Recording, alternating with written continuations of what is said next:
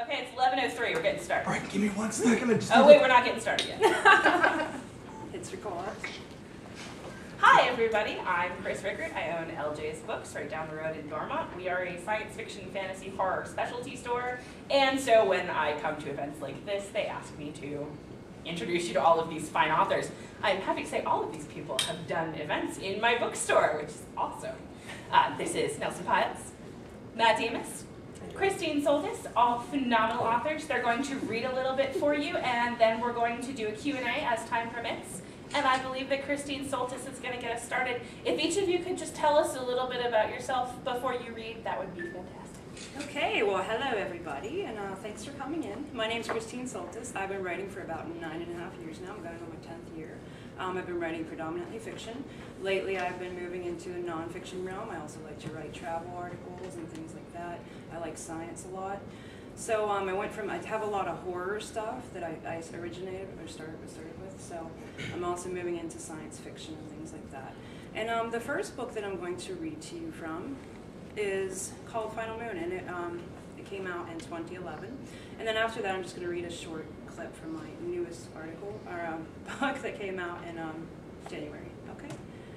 And this is a story. Final Moon is a story about a young man who has a curse, and on the full moon, he doesn't turn into a werewolf. He becomes a killer. And this came out with Matthew Bouchery. We had a screenplay that we started with. And at this scene right now, he's struggling with trying to control what he is. And it's just going to be a couple pages for this one here. Okay? Spike opened the door and gasped. His eyes began to blur again. He blinked harshly, trying to force away the change in his senses. The full moon had declared its place above. This cotton ball dotted the sky with strings of white permeating from it. The transformation was beginning, and standing directly in front of him was his father. Spike gasped repeatedly, sounding like he was choking. Adrenaline was turning into hostility inside of him. This surfacing violence begged to push itself into the world. "No!" Spike shouted. Desperation shook his voice. His body trembled without understanding. The cloudy cotton streaks continued to trail from its larger entity. He couldn't blink it away. This couldn't be happening. The moon had already come this month. Spike ducked back into the cottage, holding onto the side walls for support. Now, Bill's body blocked the moon, but only halfway. Against his will, Spike's face suddenly distorted, morphing to the wide snarl of a monster's visage. His mouth dropped open as he tried desperately to clamp his jaw shut. The horrid thought slowly ran through him. Tonight is the full moon. There were so many moons, so many days, so many weeks, and so many months that they seemed to blur together, just like his visuals. Hadn't the moon just been here? Spike tried to fight the churning inside his body, but he could never stop the transformation he constantly tried to control. His father stood there, speaking unheard words, staring at him and knowing something was amiss. But Spike heard nothing he said. All words were lost in blurs as Spike tried desperately to steady himself. In a gargled voice, Spike frantically shouted, "No, get out of here, you have to leave." Bill's worried face intensified the wrinkles that creased his forehead. Deep worry winced his heart. Now the words were clear to Spike's ears. "What? Why, Spike? What's wrong? What's the matter? Your face!" Spike moved towards him now. His hand reached outward, displaying the veins that seemed to bubble up from his skin as if the blood was boiling inside of them. And to Spike, it felt like it was. Heat forced its way through him as he pushed forward, wanting to send his father out the door. But the heat, the cold warmth of the moon, wouldn't let him. Instead, he fell to his knees in pain, clutching at his waist.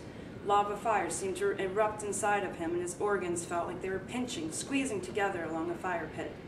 Never before had he felt the pain of the transformation so intensely. Pain fused into every part of him. Usually, he just let go and became what he was. But now he had to control it. He had to stop this. Bill's worry deepened. He moved towards Spike, leaving the moon only slightly blocked now. Bill reached out to place a hand on his shoulder. A shrill cry of pain rippled through the younger man's chest, causing the farmer to jump back in fear. Bill's voice trembled as he spoke. "Son, are you okay?" Spike didn't dare look up at him. He didn't want to see his father. He didn't want his father to see what was happening to him. This permutation was ugliness too deep to confide. With his head still low, he clung to his humanity, pleading desperately now. Please, just leave. Now, get out of here. A realization struck Spike, causing him to stick to his belligerent mumbling. Sometimes there are two. Sometimes there are two. It's a blue moon. There were 2 moons in 1 month. There are 2. No. The mumbling turned to shouts, causing Bill to stand frozen, stricken with greater fear and worry. Confusion and terror whisked across the older man's face. He had never seen such behavior before. He leaned close again, still wanting to help. What are you saying? Bill asked.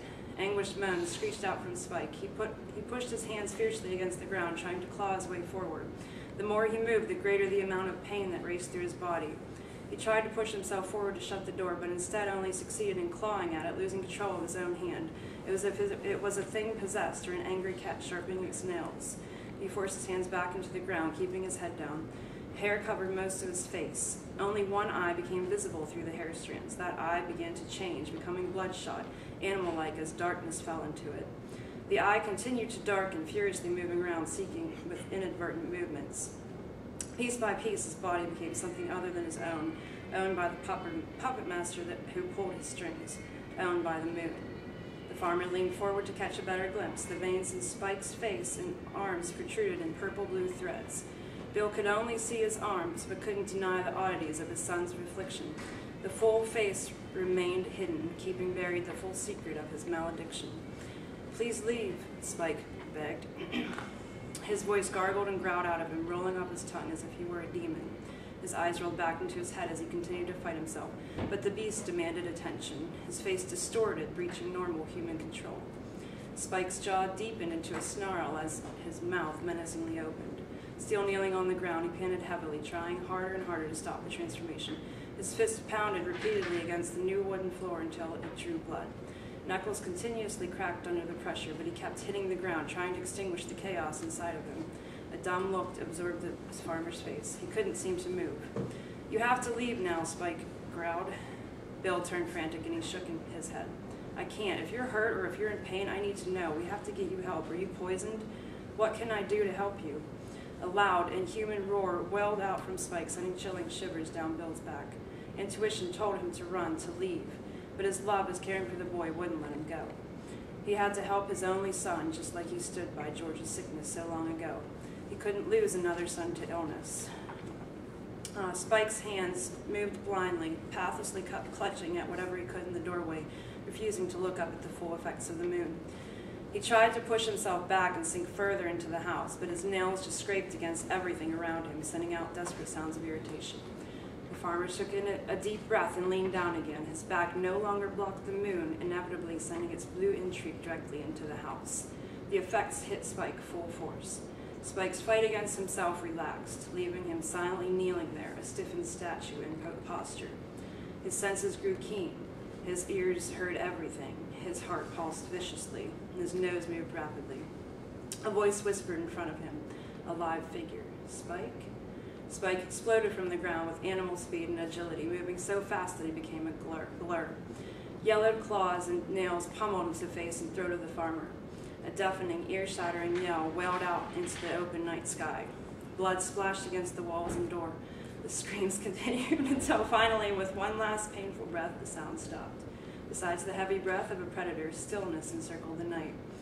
Moments later, the predator crashed out of the home, ripping his way through the wooded night. He left behind a brand new almanac sitting on his coffee table next to unfinished popcorn. Okay. That was much longer than I expected, so we can move on to Are you sure? Yeah. Well, this one's just a this one's shorter, but this is a science fiction world. It's a futuristic world, or kind of like along the lines of Brave New World, 1984, and things like that. And what it is there's such a level of regulation and control with people in this that they live in safe communities. They don't experience trauma like we did growing up, like falling off your bike and things like that, or seeing like horror movies and stuff. So they don't experience that anymore. So they have a cyber simulation that they do to the kids, and that's what this part is from. And let's see. As they reach the end, this drops into Linda and her sister going to pick up the children from the doctor's office. As they reached the end of the hall, they heard a sudden, terrified, childlike shrieking. "What is that?" Linda asked. Terror filled her eyes. Quickly alerted, Linda lunged towards the door where her niece and nephew were, pushing on it as she glanced inside. But the door had no button on her side to allow entry. It could only be pressure released from the inside. Linda saw Dr. Mental first, who was overlooking several screens, the contents of which she could not see. Linda moved closer, trying to angle herself to see the screens. Suddenly, she gasped as she caught a glimpse of a video playing on the screen.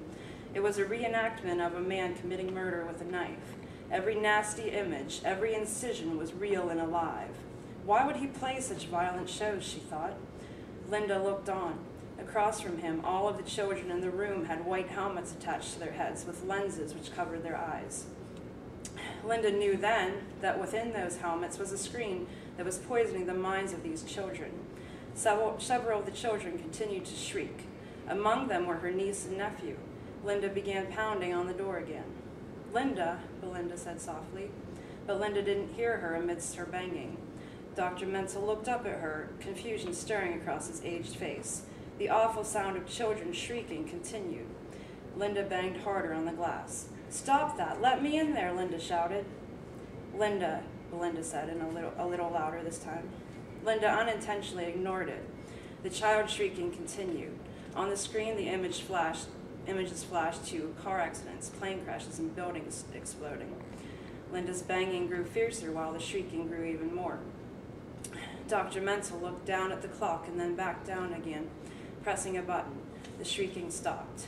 Linda watched with wide-open eyes. Dr. Mental pushed another button. The helmet slowly released, lifting off of the children. Tears waved from their eyes, and the sounds of sobs drowned out all thought. Linda pounded on the door again. Her sobbing niece and nephew looked back, shaking violently. Linda's newly discovered heart broke into billions of pieces in that moment. The kids got up from their seats and clambered towards the door. "No, no, no," Dr. Mental shouted. Now a dozen children were banging on the door in front of Linda. She wanted to pick them all up and comfort them, to soothe them. Dr. Mental came close behind them, but one of the children pushed the button from the inside, allowing them their escape. All at once, the children ran to Linda, clinging to her legs and crying just the same. Linda leaned down and swooped up her niece from the mass of them, rocking her against her own crying eyes. "Now look what you have done," Dr. Mental shouted. "You have set them all backwards. They will see you as a savior. You have ruined all progress." Linda was baffled. She looked at Belinda. Belinda said nothing, nor did she move to comfort her own children. Linda sat her niece down, moving forward from the pile of children to face the doctor. "Progress?" Linda asked. "You call this progress?" Dr. Mental swallowed hard. Linda reached a hand out and slapped him across the face. The violent display caused shock to jump across his features. Dr. Mental wiped his cheek as if he had merely been spit on. "You will pay for that," he said. Dr. Mental pushed a hidden button on his collar. A woman's voice buzzed back. "Security. I need security right now for an intruder," he said. "Yes, sir," the voice shrieked. Linda picked up her niece from the ground, comforted the tear-stained child again. She rocked her back and forth until security came. The officer stood there, dumbfounded by the scene. "Arrest her," Dr. Mental ordered. The officer stood there and then pushed a button on his collar instead. A buzzing sound called out before he began speaking into his shirt collar. "Controller, we have a problem here. Dr. Mental is expecting an arrest. We haven't had one of those in a very long time. I just wanted you to come and see the scene, sir," he said. A stern voice overwhelmed them. "I'll be right down," the controller said. When the controller for the family unit arrived, Linda noticed that his stature was similar to the one in her unit and his face almost as severe. To her surprise, he ignored the doctor's request for an arrest. He listened to her story in full and then directed Linda into a nearby empty room. After a short talk with her, he went back to Dr. Mental. "Given the circumstances of Linda Taggart's recent trauma, we've decided not to press charges or arrest at this time. But she does agree to stay away from your department and your research. We are sorry about the inconvenience," the controller said. Dr. Mental said nothing. Instead, he grumbled and walked away. Belinda still stood in the corner, now holding hands with both of her children. She looked at Linda as if she were a stranger, while her children looked at her as if that she were a savior. In that moment, Linda herself didn't know which one she was. Okay,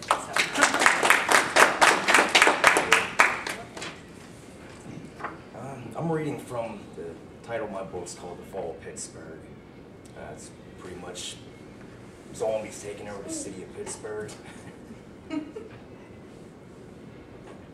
actually where I'm starting at, it's in the middle. It's character, he's getting snapped out of a daydream. I'm just gonna start from there. Hey man, are you alive? Aaron yelled, trying to get Tim's attention. Yeah, what's up? Tim said, snapping out of his daydream. Both been quiet forever. We've been walking on these train tracks forever. What's the plan? When are we getting off these tracks? I've been thinking. There's a place they were taking civilians to. Yeah, like where? Dan asked, being sarcastic. There's an underground mine somewhere, but I have no clue where it could be. A place like that could be anywhere, Tim. We could be walking on the top of it right now and we wouldn't even know it, Lisa said. She's got a point, man, but where we're gonna get at, what's at the mine? I remember when we flew out of here, I remember her saying something about these mines. It was like a safe zone or some kind of place where they were doing tests or something. It's probably where she's at. I don't think we have a chance in hell finding it, Dan said. We have to find somewhere that has a map of the entire city and surrounding counties, like a call center or a police department. I highly doubt that too. Isn't this place like some secret, confidential hideout or something? Wouldn't hurt to try, said Aaron. Well, now we have some kind of plan. All we have to do now is get off these. I have some swear words in here. I don't know if anybody feels like that, but I'll just bleep them out. All we have to do is get off these effing tracks. Looks like we can. Look, Lisa said, pointing off to the side at a wooded area. Through the trees in the direction she pointed appeared to be a row of buildings. They could also see a few cars that were turned over and wrecked. This led them to believe that they may have found somewhere to rest and gather their thoughts. The group stood for a moment, just stared in that particular direction. None of them spoke. They just continued to stare until one of them thought of something important to say. Tim finally came up with something to say. All right, listen up. God only knows what awaits us as soon as we make it beyond those trees. None of us knows anything. There could be 1, 5, maybe even 100 of those things. We don't know. So what we have to do is stick close together. What happens if there are like shitloads of them? Whatever you call them, Dan asked. Tim looked at Dan with an agitated stare. I was getting to that. Now listen, we have to stick close together. Don't break up the group. If we run into any of them, that's how we'll get killed. These tracks look pretty safe, so if we do encounter these things, we'll just run back on these tracks and just keep on running. I like it, Lisa said. I just have one question. Who died and made you leader of the pack? Dan asked. Tim grew agitated once more. Listen, Dan, I've been through this before. I know what to expect and I know how they move. We didn't come up with this idea on the way here. We all had a solid plan. You're here because you're all supposed to help me get this money back. After this happens, we're home free. Just because you have a gun doesn't mean you're the man in charge. And for the record, you're not the only one who's packing. Tim lifted up his shirt and flashed his gun to Dan. Aaron joined the argument. Dan, you're being an asshole. Tim's war chief and he's right. You have to listen to him. He knows what he's talking about. Let's just stick together like he said, stick to the plan. Other than that, let's just go with the flow. Once again, they stood silent. Sorry guys, I'm just a bit irritable. I'm hungry, I have a headache. I can use some real sleep. We're getting there, Dan. We've almost accomplished one thing. We find civilization. Well, kind of. Let's just hope we don't run into any of those undead corpses, Tim said. For some reason, I'm dying to see one of these things. Just so you know, I can see what you've been talking about finally. I know when I do, I'm probably going to shit myself. It's going to happen. We're not going to walk through the city without running into any of them. And when we do, it's going to be more than just one. I don't like using big words, but it's inevitable, Tim said. The hell does that mean? Dan asked. Tim answered, being very rude and sarcastic. It's bound to happen. Can we please just get to where we want to be? Lisa asked, becoming angry. Believe me, babe, we're getting there little by little. It just seems like you always have that one person in the group that holds everybody else back. Dan stopped dead in his tracks and pulled out his pistol. He aimed it at Tim and burst into shouting. What are you saying, asshole? I'm the one holding us back? Then put your gun away and stop acting tough, Lisa yelled. Yeah, for real. Only bring that thing out when you have to. Have to use it, Aaron yelled, joining with Lisa. Tim approached Dan and got face to face with him. You're holding us back right now, aren't you? I wouldn't have been if you wouldn't have made that comment. What about the rest of the time? You have been complaining like a 12. I'm gonna skip a little bit of that sentence. You've been complaining like a 12-year-old girl for the first time since you've been here. No offense, Lisa, I'll tell you another thing. You're not going to pull your gun out on me and act like a tough ass. Tim drew his gun and aimed it at his knees. I won't think twice about it. I'll shoot out your kneecaps and feed you those things. The way you're acting right now will get us killed in the long run. So what I'll do is delete any problem that we have right now that's going to jeopardize the whole group from getting us killed. Tim yelled, groaning, infuriated as he caught back his gun and pointed at Dan's head. Dan tucked his weapon back in his waist. Put your gun away and let's get moving. Dan cut ahead of the group and entered in the wooded area. The three followed and started talking among themselves. They were having a long debate about Dan. What's with this guy? Tim asked. I don't have a clue. Let's just forget about it. I'm starting to think that this was a bad idea in general. I'm telling you guys, if he keeps that up, he's going to get us killed if I don't do it first. Babe, forget about it, Lisa said. They got in the wooded area to see Dan kneeling down scouting the scenery. They joined him. I don't see anything, guys, besides these wrecked cars. The entire road looks clear. For right now, this is where we have to be silent. We don't see any of them right now, but as soon as any loud noise happens, they can pop out of any and all directions. Although you're right, it's clear. What do you want to do? Dan asked. Tim looked around, he pulled out his gun and cocked it back once more. Aaron, yeah, man, stay here with Lisa. Dan, now would be the time to get your gun out. That's what I'm talking about. We're going to run over to the strip of buildings. We're going to play cop. We'll scope it out, hope that we have a clear spot to chill at. Remember how you didn't think twice of popping Anna back there? Now, how would I forget something like that? You're going to have to remember to not think twice of doing that from now until whatever happens. I read you pretty well, Tim. Before we go, I just want to say that you have to worry about me. I hope not. No, what I mean is holding us back and mistreating all of you. I just hope that one of these places that we take refuge in has some food. Yeah, me too, and you're holding us back right now with your speech, Tim said, laughing. Let's just get this over with. Tim and Dan sprinted out of the wooded area and took off across the road. They made it across and behind the building without a soul seeing them. Where they came to be was a building. Sorry, I'm getting a little blurry here. It was a building strip. Each building had a back exit, and there were a total of 4 back exits. They weren't hesitant to open any door. So do we want to see what lies behind door number 1? Dan asked. Tim looked at him very seriously. I won't be so eager to open any door. We still have to get Lisa and Aaron over here. Dude, we have yet to run into anything undead. Where the hell are they all hiding? I don't think any of them are hiding. There probably hasn't been much action around here for a while. Everyone is probably dead, and there isn't anything for them to feed on. They're around, but just not around here. As soon as we run into them, every one of them is going to pop up. Across the street in the wooded area, Aaron was becoming impatient. He was anticipating to move. What the hell are they doing? They're just standing over there doing nothing. I'm ready to go. Just relax, Aaron. They'll all throw us a signal. There's nothing around. We can crawl across the street. I'm going with or without you. Aaron stepped out of the wooded area and took his time walking across the road. Aaron! Aaron! Lisa yelled in a high whisper. Aaron turned to her and gave her the finger gesture. His voice became loud. You can stand here like an idiot all you want. Tim and Dan turned to see what was happening. Tim began to yell in a high whisper as well. Are you stupid? We said to wait. What an idiot, Dan yelled. Aaron stopped in the middle of the road. He screamed as loud as he could. There's nothing going on. There's nobody around. Lisa, still in the wooded area, got down lower for a better hide. Oh my God, he's a moron, she whispered to herself. Aaron continued across the road and joined them. I should put a bullet in your head, Tim snapped. Just a matter of seconds, the sounds of the undead echoed around them. They all stood still, staring at each other. Tim pointed his gun in Aaron's face. You see what you just caused. Lisa's still over there and she has nothing to defend herself but the 2 legs she has to use for running. If she gets seen or anything bad happens to her, you're dead. Now you want to see them? It looks like you're going to get your wish.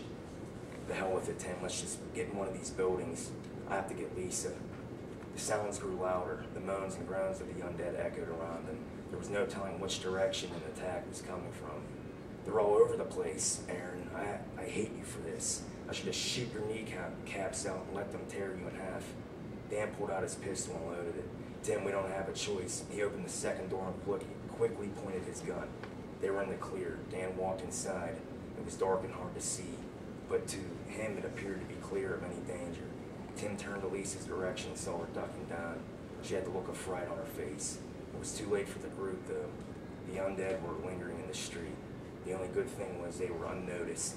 The undead didn't spot them yet, but there were more than enough of them in the street. Tim could stay hidden or get noticed by running to save Lisa. Suddenly they heard the sound of a shotgun being loaded. They turned to look, but it was already pointed in Dan's face. A large man who was occupying the building held the gun to Dan's face. Shut the hell up. Now, here's what I want you to do. All of you are coming, the large man said in a whispered, angry voice.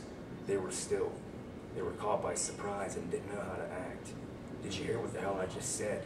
Get in here, he yelled as he threw Dan by his head, making him slide across the table and fall to the floor. Dan dropped his pistol as it happened. Aaron hurried to grab the pistol, but the large man hit him hard in the face with the handle of the shotgun. It busted his face open and he fell, almost getting knocked unconscious. As soon as the man grabbed Aaron to drag him inside, Tim dashed in Lisa's direction. He left Aaron and Dan with the large, angry, mysterious man. Tim didn't care about nothing at that point but to get to Lisa's side to protect her.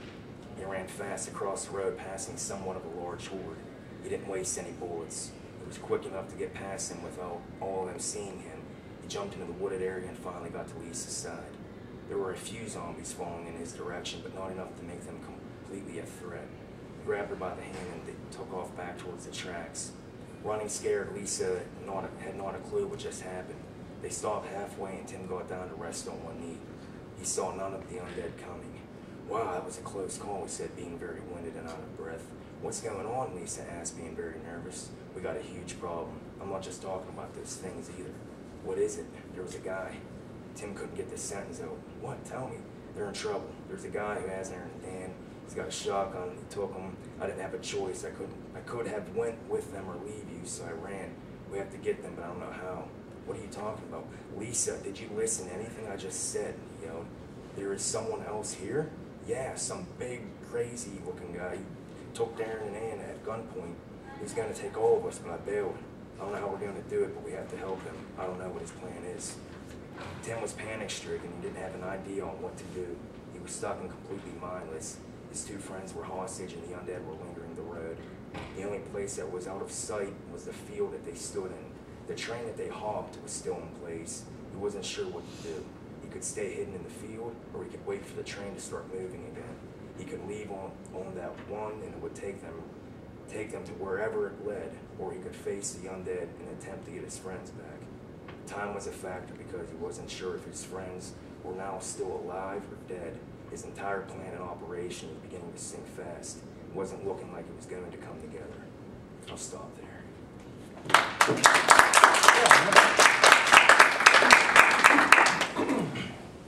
I'm Nelson. I write as well. Obviously, I'll just go to tables and hang out, and I get away. The story I'm reading, this was a story that came out about 2 years ago, and it actually wound up in 2 anthologies. It's called Where the Apple Shine Won't Reach, and it was a story I actually had lying around, and I saw a submission call for stories that were, for lack of a better way to put it, anti-Twilight. So, and I actually just had this lying around, and I was my little love letter to Stephanie Meyer. So this is real quick. Brenda lay on her bed, 3 pages to go in her book. Her face was moist with tears, and she was biting her lip. 7 books in. This was to be the last book for the Dark Gift romantic vampire series. The absolute last, according to the publisher, in spite of the 2 previous sequels that were also to have been the last. But this was to be the absolute last one. It was even called Last Rites. Brenda had waited patiently for this one book for nearly 3 years, and she had gone to the midnight sale date. Midnight, Halloween night, at Holmes & Bernard's bookseller and music superstore, invitation through lottery only, please, thank you very much. She stood in the small line that had begun to form the night before Halloween, but she was 3rd in line, thank goodness, and ran to the display and grabbed her book. $34.99, no sale price for the early birds. She paid for it and bolted for her car so she could begin the long night, day and night, of Last Rites in her apartment, all alone with the curtains closed tight, and not stop reading until she was done. Then she would take a shower. The book itself was mammoth, nearly 1,500 pages long, not counting the 45-page author introduction. I love each and every single sick one of you, the grateful author concludes. The other books for Dark Gift ran from 300 to 675 pages throughout the run of the series. This one, though, Brenda was very intimidated by its sheer size, but also delighted because she knew it would be worth the wait to read it. She knew that there was so much to get out of this book, and how could it be anything other than huge? Nearly 24 hours later, here she was, weeping and nearly done with the entire series. It was beautiful. It was a dream how wonderful the words were, so well crafted. Helen, the story's heroine, spent the bulk of the Dark Gift series madly in love with Kirk, a young-looking vampire she met in high school. They have adventures and high romance with other vampires and human friends as well. But then there came the werewolves, ghouls, one tried to kill and then eat Helen. Mummies, it was awesome, they went to Egypt for a class trip. And finally, Count Dracula himself in the final book. Dracula, who was actually Kirk's uncle, tried to get between him and Helen. Dracula nearly succeeded, but Kirk, ever resourceful, stopped a very bad union just in the nick of time. Then Kirk was nearly destroyed by an ancestor of Van Helsing, Dracula's old enemy. Helen and her latent psychic powers, found out in book 3, Head Trauma, came to the rescue. And that was only up to page 750. There was a lot more, leading up to the last 3 pages in the sprawling series where Helen and Kirk marry, and where Helen agrees to finally accept Kirk's dark gift. As she turned to the last page, Brenda's eyes went wide. She let out a very tiny squeak. She quietly closed the book and sat on her bed for several minutes. She felt fulfilled somehow. She shuddered slightly and sat up. She wiped her face and sighed. She was hugging the book as if it were a small child. 1,000 thoughts ran through her mind. She wanted to cry. She wanted to kiss. She wanted. Most of all, she wanted. She stood up and went to her bathroom. Resting the book gently on the toilet tank, she stepped into the shower and turned the cold water on strong. Oh yes, she wanted. 10 minutes later, she stepped from the shower and toweled off. She grabbed the book and padded into her bedroom. Tossing the book oh so carefully on the bed, she opened her vast closet and chose what she'd wear tonight. It was nearly midnight and still Halloween. There was always a little fun to be had, and she had so much pent-up energy from the book, she couldn't contain herself. Wouldn't contain herself. She wanted to explode and giggled. She felt naive and older than her years. She knew love like Helen's and Kirk's couldn't exist, but she wanted it so bad. It was so beautiful to her. The stories had touched her in ways she couldn't have ever imagined. And now she would go out and hope in her heart of hearts that maybe, just maybe there was something in the world for her. She smiled and went out of her front door to find something. Something she wanted very much. Anything. 4.5 hours later, Brenda sat on her bed, crying. Her face was buried in her hands, and she sobbed hard. No, there wasn't a love like Helen and Kirk's. There wasn't anything close to it. No instant attraction, no doe-eyed romance or romantic adventure. No pale-skinned, beautiful waif, and certainly no glittering supernatural hero. There was what there always was. Anger, and hate, and emptiness. Just a void that could never be filled by anyone or anything. She was alone. All alone. She stood up angrily and walked across her room. She kicked the young man lying crumpled in a heap and unconscious on the floor. He gave a small, muffled yelp. He slowly came to and began to weep. Where? She kicked him again. Shut up, Brenda snarled. Just shut up. She began to pace, glaring at the young man. He was looking up at her now, petrified. He was wearing eyeliner that was now a series of black streaks on his face. He started to cry again. Please, look, what did I... Brenda stopped and knelt down to him. She grabbed his neck and pulled him closer. His eyes went wide as her face transformed into a snarling rictus of sharp teeth that extended from ear to ear. What did you do? You didn't do anything, Absolutely nothing! Her voice was guttural, and thin streams of drool began to drip out of her mouth. The young man started to scream, and Brenda sank her teeth quickly into his throat, cutting the scream. Her mouth distended and nearly decapitated the young man as she bit down. He struggled briefly, but then was quiet again. She fed and fed well, but cried the entire time. When she was done, she pulled herself up off of the floor and went into the bathroom. She looked at her face in the mirror. Vampires weren't heroes. They weren't romantic. They didn't sparkle in the sun. They didn't fall in love. They didn't have fabulous adventures, and although they could see themselves in the mirror, they were not beautiful. They were most often covered in blood and left a trail of corpses behind them. She hit the mirror as hard as she could. It shattered and she nearly screamed, but held it in. The books. She wanted to destroy them. She ran into her room and picked Last Rites up off of her bed. She was going to tear it in half. Brenda looked at the cover. She looked at it carefully, and she wanted to cry. She sat down for a long time until finally she opened the book and began to read. She knew she would have to get rid of the young man's body out of her apartment soon, but she didn't care. She wanted to lose herself again. She was a vampire, and she knew better. Vampires were a lot of things, nothing like how they were in Last Rites books, and she knew it. But she could still dream.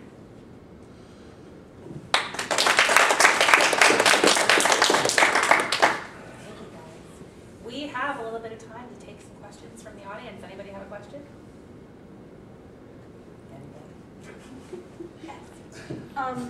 How old are you? Are any of you self-published, or did you go through an agent or a publisher? I think that. I went through a publisher and I went self-published. Yeah. Oh. In a way, I sent an acquisition letter with a brief summary of the book, but it's not like a Stephen King publisher or anything like that. I actually do all of mine by myself. I have been for the past 5 years. Because sending out things to publishers and literary agents, it's kind of like trying to find a job in California during a recession, which is quite impossible almost. But I actually have not attempted to find another publisher. I think I'm going to, because I've written 19 books now, and I think it's time to start actually putting the time into trying to find publishers and agents and things like that. And you've been publishing through Create Space? Through Lulu, actually, Lulu. which is a little bit more costly whenever the distribution goes down. I've gone through publishers mostly. There's one sitting right there. But this Your books keep you up at night. yeah, right. That's right. This There's one a was lot of trauma and quivers and people not being able to sleep. right, exactly. This one was put up by a company out of Cincinnati called Postmortem Press, and I've worked with them, and they're actually really great guys to work with. Burning Bulb, new book just came out from a little publisher in Massachusetts called Grinning Skull, and they're just e-publish only, but I mostly deal with publishers. Yes, sir. I know that you guys have some strong feelings about publishers, since we're on the topic, publishers editing without the consent of the writers, and I was wondering if that influences your decisions to self-publish or to go with the publishers you choose. Chris, if you'd like to jump in on that answer. I have an editor, a personal editor, who edits every single one of my books. Now, it is pretty taboo to edit in a writer's work, especially if you're going to make changes that would be, there are people who actually do make changes that are inappropriate to a writer's work. Now, I've heard the one fella, Michael Sabo. Michael Sabo. Yeah, he had a horror story where that happened to him. Well, actually, his didn't turn out so bad. There was another author on the same publisher that had some problems, but I believe that's also the publisher that's with, and that's And been he wanted very, to very be happy here. with I this. was actually going to mention what me and Nelson talked, and the guy that I went through, I spoke with him, and he has a reputation of taking authors' books, and as he's editing, he's either adding or taking things out, and the authors actually don't even know. He's not consulting with them until their book's actually out. And I worked with the guy, and I have to say, like, my experience it was a good experience. He did a great job editing, and he left my story alone, which brings me to what you said about CreateSpace. I set up something like that, and I paid for, it's like an ISBN, a certain number, and I actually have a story on there now that I'm working with, to where I'm trying to publish myself rather than Yeah, doing most what you people said. use CreateSpace because that does kind of influence. If a publisher or an editor is going to change your words, it will probably influence whether or not you go the self-publishing Yeah, route. if you do. Yeah, because a literary agent or a publisher seeks a trend that's going on in the, like, right now. Like, what the next trend is. If it's vampires, sparkly vampires. Or if it's aliens, that's what the trend is. And they're going to move your book towards that trend. If they don't like something about it, they want you to change it. They typically will tell you to change it themselves. Now that's the one thing is I like to have control over what comes out, the stream that comes out, and that is why a lot of people, self-publishing is actually, interestingly, it is like the future of book writing. And you see that in a lot of places.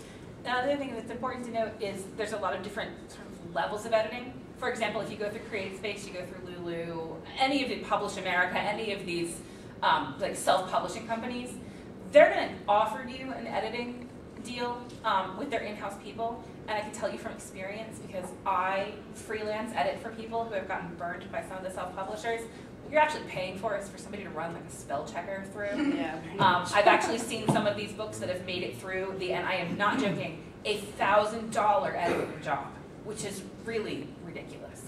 And they will have all kinds of issues where, for example, the word there is spelled correctly, but not in the correct usage. You know, some of the punctuation conventions, like they're still using double spaces after periods. Quotation marks are not aligned properly, like they don't close over the words, there's two open quotations.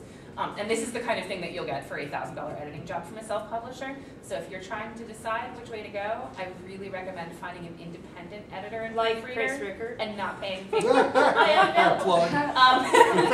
not taking on anything right now. Okay.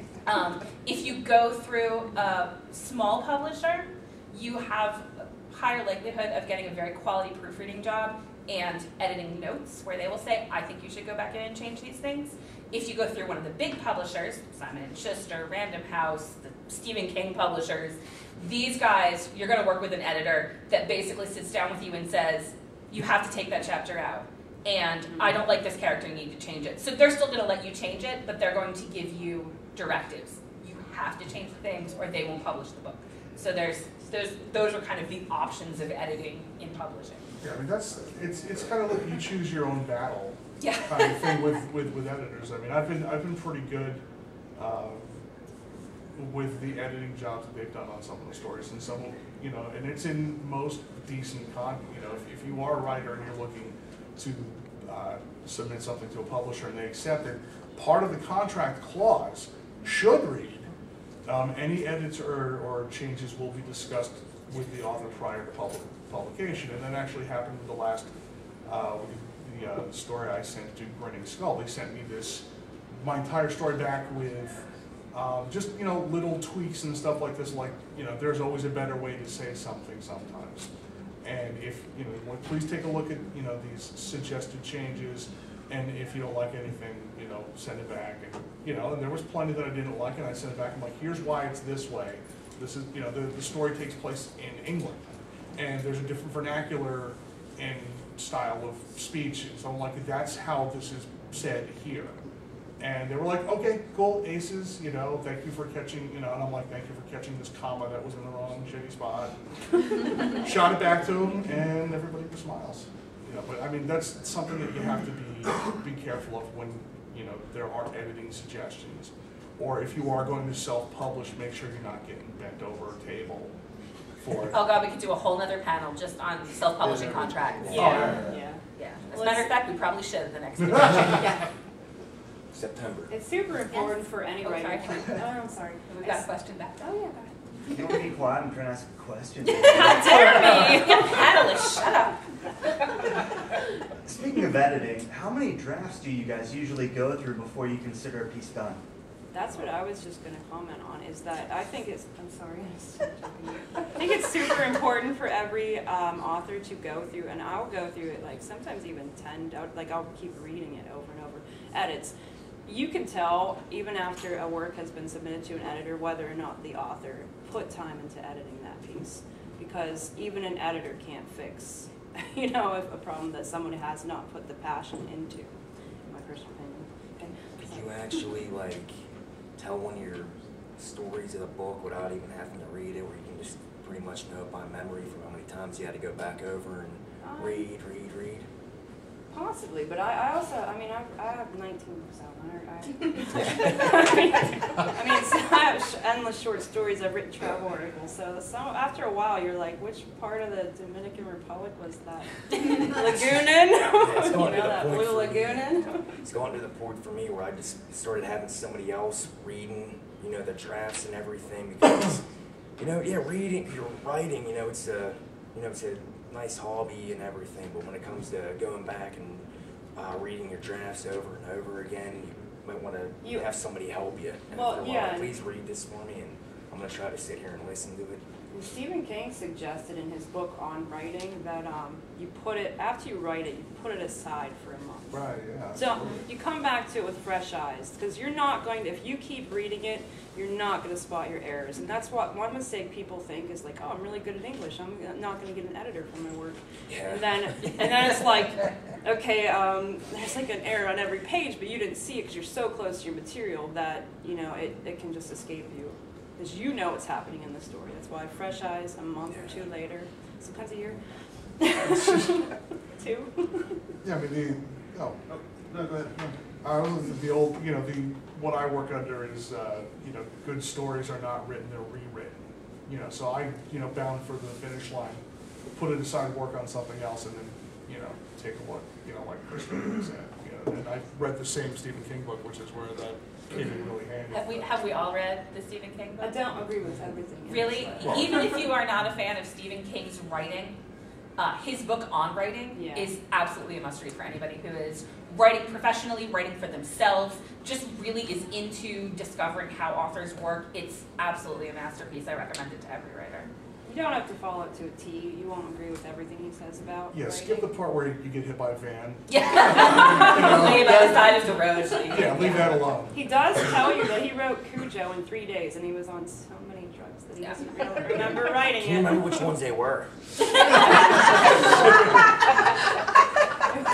We have time for I need to write a one new more book. question. Do you still have a question, John? Well, yeah, I don't know if it's gonna, if you guys are gonna have time to answer it all. I'm a process junkie, so I was like wondering, like, do you guys go from like outline to draft to rewrite, or do you guys just sit down and work on the final, like as you're going, and then edit? Or I know everyone does it differently. Okay, you each have 30 seconds to answer. Okay, Go. I don't like outlines. I never have, not even in high school or college or anything. So I've always been a stream. It's like start it, get it done, the first draft done as soon as possible. Do not edit halfway through. It's a terrible idea. You'll stop. You'll never go back to it. Write the whole thing, put it aside, go back and change what you need to do. That's my way of doing it. I agree with Christine, and then I moved from the paper to the computer. I'll write first, and then I actually just start typing it. So you're writing longhand first? Yeah. Wow. Really? Yeah. Oh my gosh. I'll make little notes as I go along, literally just like a little post-it note. There's my first novel, one of the characters has an arm ripped off, and I had to put a little note and remind myself which arm it was because I had him doing all sorts of shit with, the arm that moved back and forth. So, but beyond that, I just, bound for glory, and when it's done, and then go back.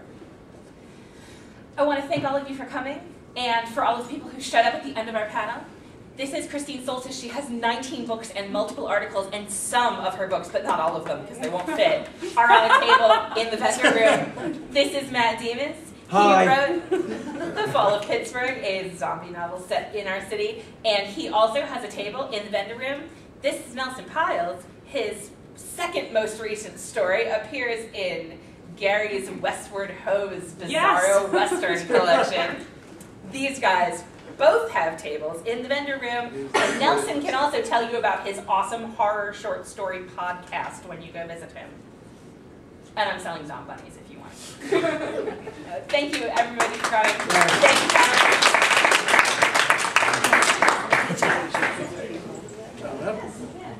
We should always do a panel. We should always do a panel before a big panel.